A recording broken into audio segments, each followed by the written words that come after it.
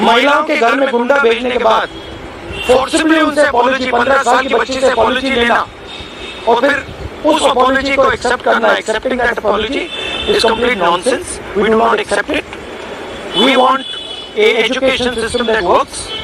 We want exam leaks to stop, and we want the future of this country, who is them, to be respected and protected. So, would you like to say a word? Hello everyone, मेरा नाम है रिया आहिर. मैं वो लड़की हूँ जो Mumbai police के सामने आ गई थी. यू गाइस से कि ये वो लड़की है जो वायरल हो गई है, जिन्होंने मुंबई पुलिस को रोका था. बट मैं मीडिया से ये कहना चाहूंगी, मैं वो लड़की हूँ जिन्होंने 20 बच्चों को अनलॉफुली डिटेन होने से रोका था. Please change your narrative, change your perspective. पर जो भी मैंने किया उसकी वजह से मुझे बहुत हरास किया जा रहा है. ट्रोलिंग नहीं बोलूंगी मैं, क्योंकि ये ट्रोलिंग नहीं है, ये क्राइम है. और सिर्फ यही नहीं, जनता ही नहीं बल्कि पार्टी वर्कर्स भी अभी अपने फेसबुक पर पोस्ट लगा रहे हैं, मेरे बारे में गलत बोल रहे हैं कि मैं जो कुछ भी कर रही हूँ 140 रुपीज में अपनी बॉडी बेच रही हूँ. सर आप खुद ही सोचिए, उनके दिमाग में से कितनी गंदगी भरी रहेगी कि वो ये बोल रहे हैं. 27 को मैंने क्राइम रजिस्टर करवाया था. आज 5 तारीख है, मेरे हाथ में अभी तक FIR नहीं आया है. ना ये बेटियों को पढ़ने दे रहे हैं, ना ये बेटियों को बचने दे रहे हैं. मैं बस आपसे इतना कहना चाहूंगी कि एज मीडिया हमारी सबकी रिस्पॉन्सिबिलिटी होती है कि जिन बच्चों के लिए मैं खड़ी थी अब वो मेरे लिए खड़े हैं. एज ए सिटीजन हमारी भी रिस्पॉन्सिबिलिटी है कि एक दूसरे के लिए हम खड़े रहें. Thank you. एक सेकंड. इनके बारे में मैं कहना चाहता हूँ. इनको पैलेट गन इंजरी हुई थी. ये थोड़ा आपको बताएंगे कि कहा जा रहा है कि पैलेट गन यूज नहीं की गई, ये आपको थोड़ा बताएंगे. मेरा नाम नूतन टोपो है और मैं झारखंड से बिलोंग करती हूँ. और प्लेट गन मैं अपने आंखों से देखी थी कि हमारे साइड वो गन पॉइंट किया हुआ था और जैसे ही मैं मुड़ती हूँ ऐसे पीछे से मुझे गन फायर किया गया.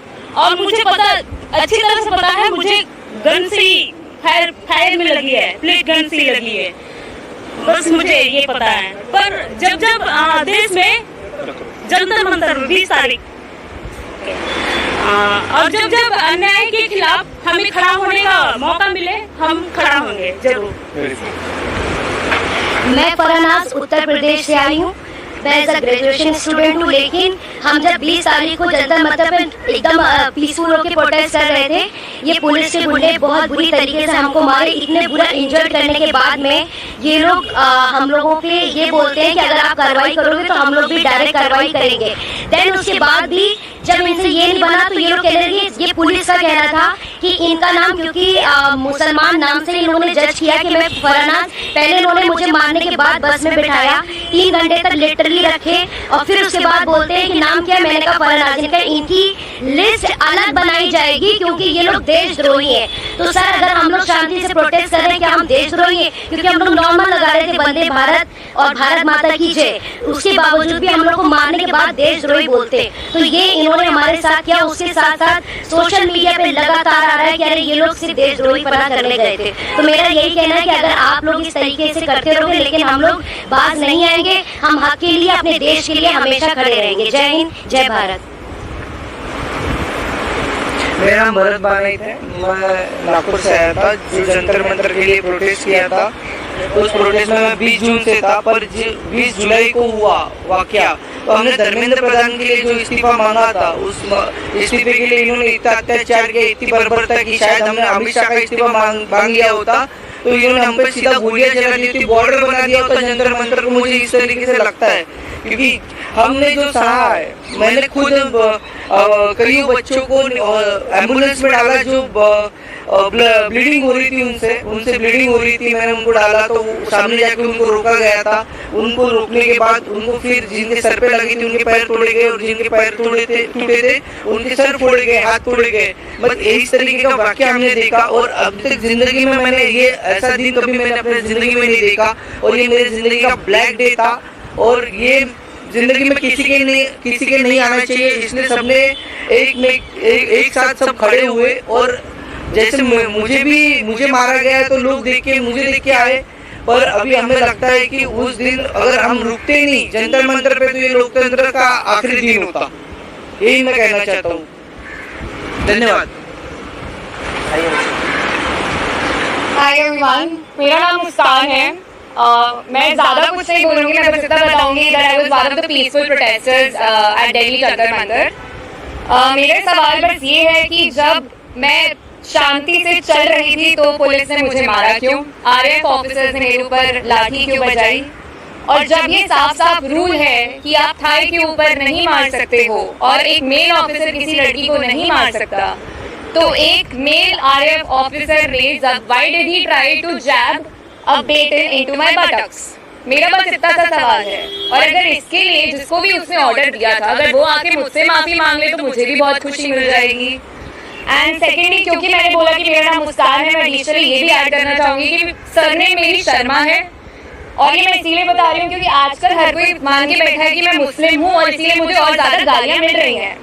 And that does not tell anything about me, but that tells a lot about the narrative जो इस कंट्री में अभी सेट हो रहा है कि अगर इसने सरकार के खिलाफ बोल दिया तो ये तो मुस्लिम है, और जैसे ही आप किसी को मुस्लिम बना देते हो समहाउ वो अपने आप ही एंटी नेशनल कैसे बन रहा है।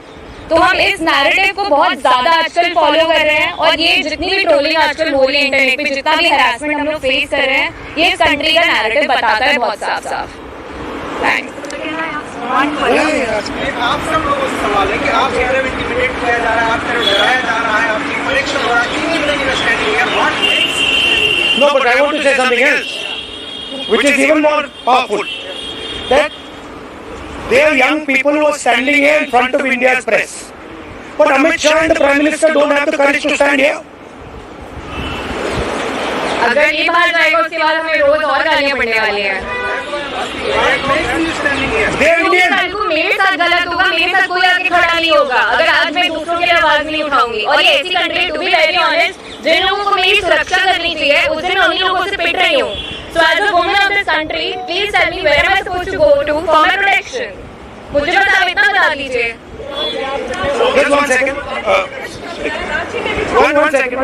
मेरा बस एक सवाल है जो भी ये देख रहा है उनसे, क्या जस्टिस आपको सिर्फ तभी मिल सकता है जब आप कोई कॉन्स्टिट्यूशनल वर्कर हो, या आर्टिकल 14 के हिसाब से जस्टिस सबके लिए इक्वल है? ये मेरा सवाल है। For them to come here, जो आपने बोला, it is an act of courage. It is not easy for them to come here. They are facing harassment.